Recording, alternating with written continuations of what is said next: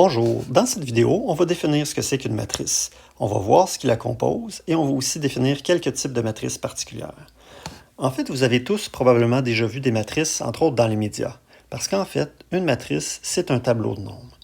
Par exemple, si j'ai la situation suivante, on a Jacob, Louis et Mia qui sont 3 étudiants de sciences de la nature. On suppose qu'ils décident de compiler leurs résultats en bio, physique, chimie et calcul 1 dans un tableau. Si je réécris le tableau de la façon suivante, j'ai que cette expression-ci, c'est une matrice. J'aurais pu aussi utiliser la notation crochet. Dans ce cas-ci, on va rencontrer ces deux types de notation-là. Aussi, on va souvent nommer nos matrices. Par exemple, cette matrice pourrait être nommée la matrice R. Ici, ça pourrait être en référence au fait que c'est une matrice de résultats. Plus formellement, une matrice est un tableau ne contenant que des entrées, sans légende et sans unité. Aussi, les nombres qui apparaissent dans une matrice sont appelés les éléments. On introduit donc la notation suivante dans la définition. Un élément A et J d'une matrice est l'élément qui se trouve à la ième ligne et à la jième colonne. On fait bien attention ici que le I, le premier indice, est toujours en référence à la ligne de l'élément et le J, le deuxième indice, est toujours en référence à la colonne de l'élément.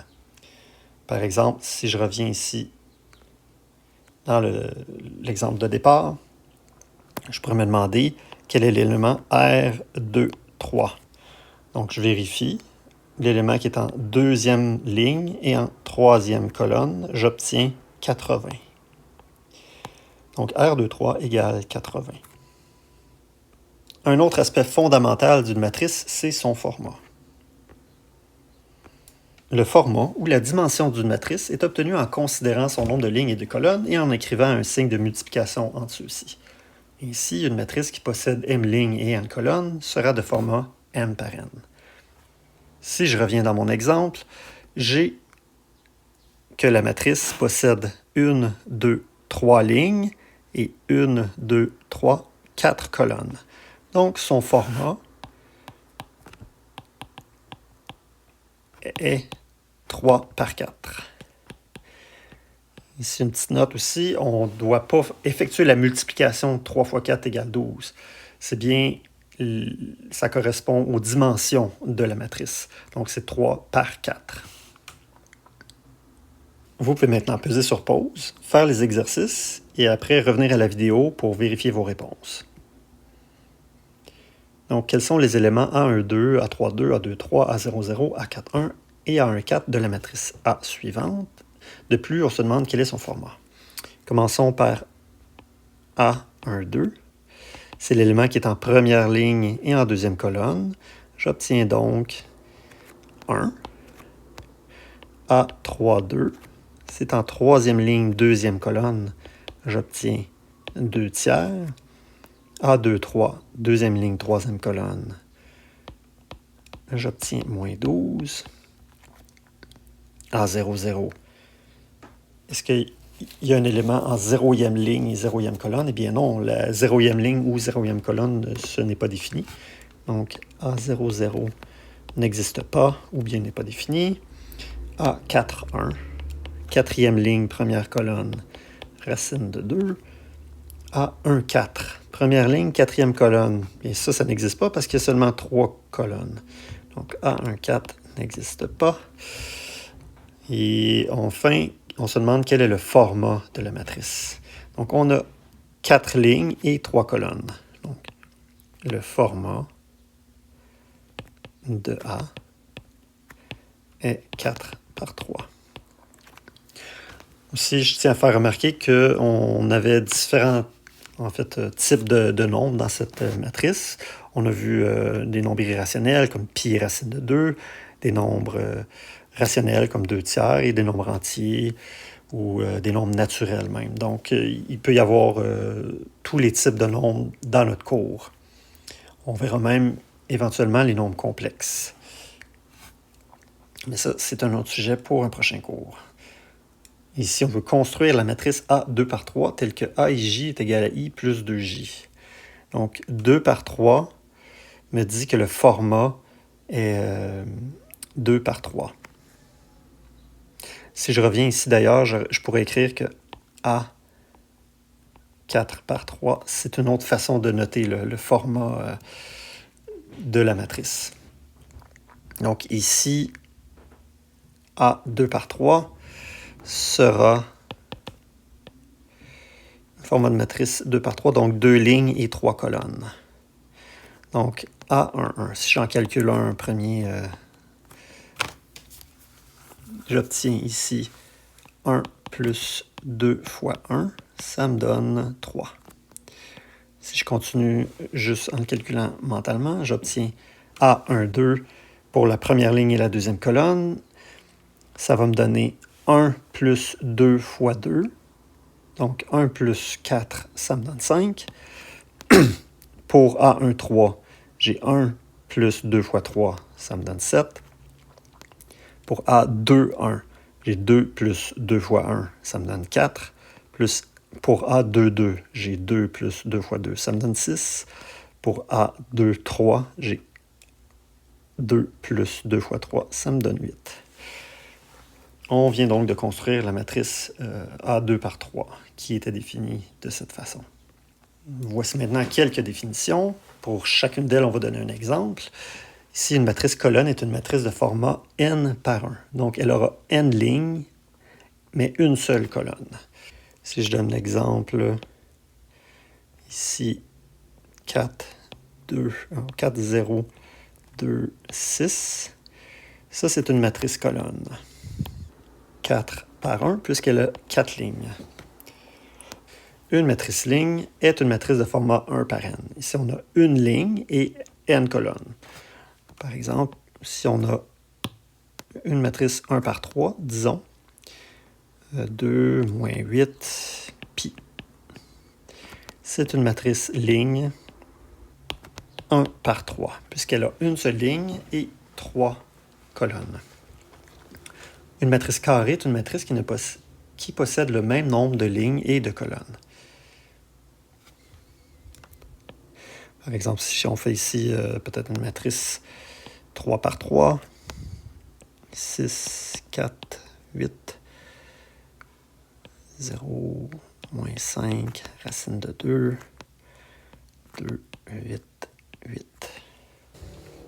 Donc cette matrice-là est une matrice carrée 3 par 3. Je pourrais nommer aussi ces matrices-là A, B, C.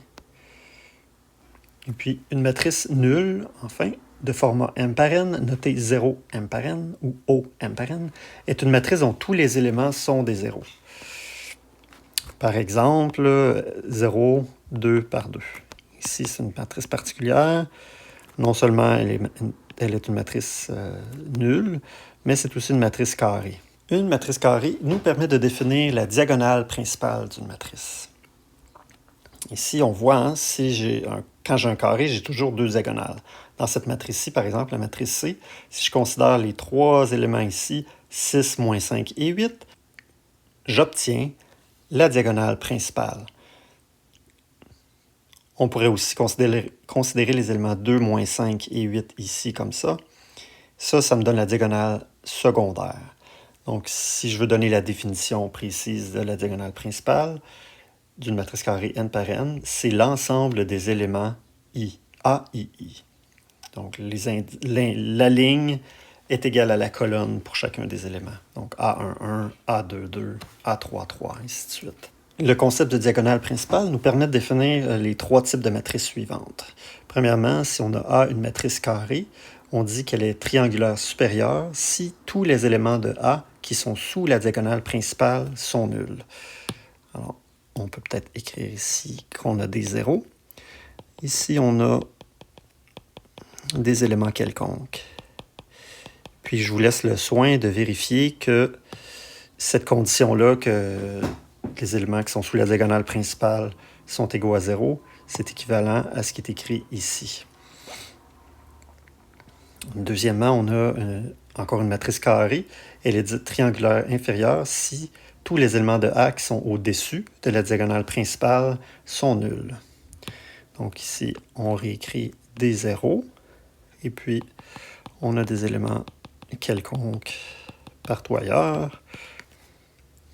Vous pouvez aussi vérifier que cette condition-là, que les éléments sous la diagonale principale sont nuls, que c'est équivalent à ceci. Puis enfin, si A et J égale 0 pour tout I différent de J, on dit que A est une matrice diagonale. Et puis ça, c'est équivalent au fait que tous les éléments qui sont en dehors de la diagonale principale sont nuls.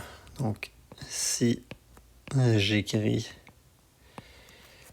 cette condition, je me retrouve avec ce type de matrice-là, où il y a seulement les éléments sur la diagonale principale qui peuvent être non nuls.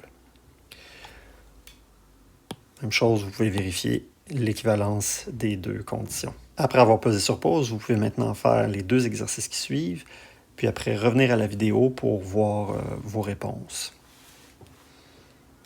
Donc, on nous demande de créer la matrice triangulaire inférieure d'ordre 3, telle que A et J est égal à 2I moins 4J. Donc, c'est une matrice triangulaire. Nommons-la quand même A. On sait qu'elle est d'ordre 3, donc ce sera 3 par 3. On sait qu'elle est triangulaire inférieure, donc les éléments par-dessus la diagonale principale seront nuls. Maintenant, il nous reste à calculer les éléments, premièrement, de la diagonale. A1, 1. Donc 2 moins 4, ça me donne moins 2. A2, 2, ça me donne 4 moins 8, ça me donne moins 4.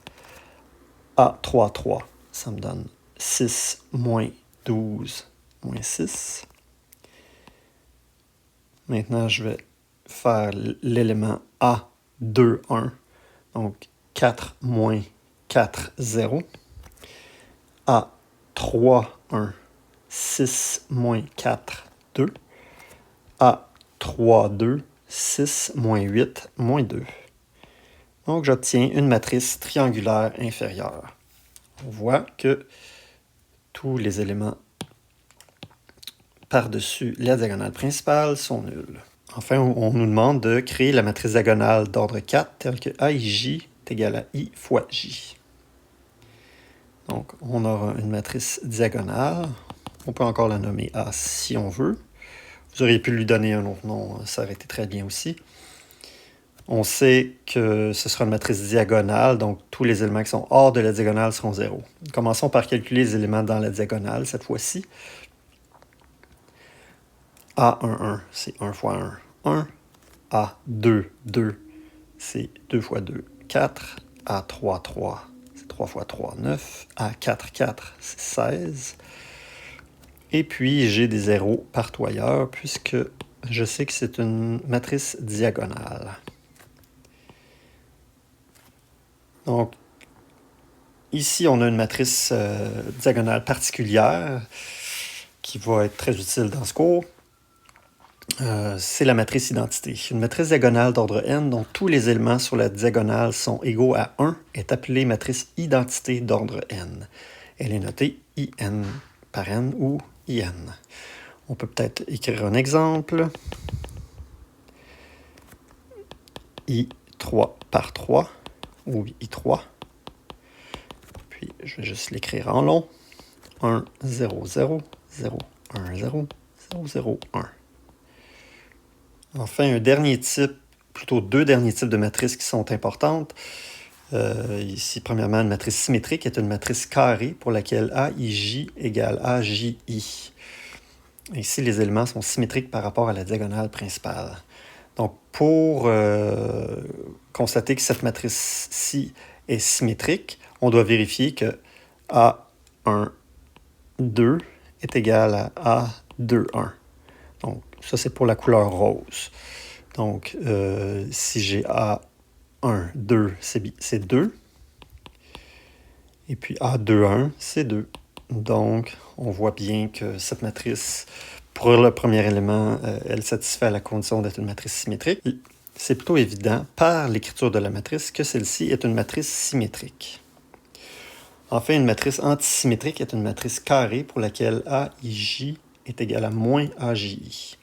Donc ici, les éléments changent de signe lorsque réfléchis par rapport à la diagonale principale. Donc là, ici, je vais essayer d'utiliser... on voit là, ici que A1, 2, c'est moins 2. Puis là, Si on considère l'élément A2,1, c'est 2. Donc, le signe a changé. De moins, on est passé à plus. En vert, ici, si on a A1,3, c'est 4. Et puis là, si on considère A3,1, on a moins 4. Donc, encore une fois, le signe a changé. Pardon. Et puis, on peut vérifier la même chose pour l'élément en jaune. On constate que pour les matrices antisymétriques, on aura le fait que AIJ est égal à moins AJ. Ça fera en sorte que la diagonale contiendra seulement des zéros. Je vous laisse le soin de calculer en exercice que cette condition-là, AIJ est égal à moins AJI, va impliquer que tous les membres de la diagonale sont égaux à 0. Donc, pour la prochaine capsule, on va voir les opérations qu'on peut effectuer sur les matrices. Et puis, je vous remercie beaucoup pour votre écoute et à bientôt.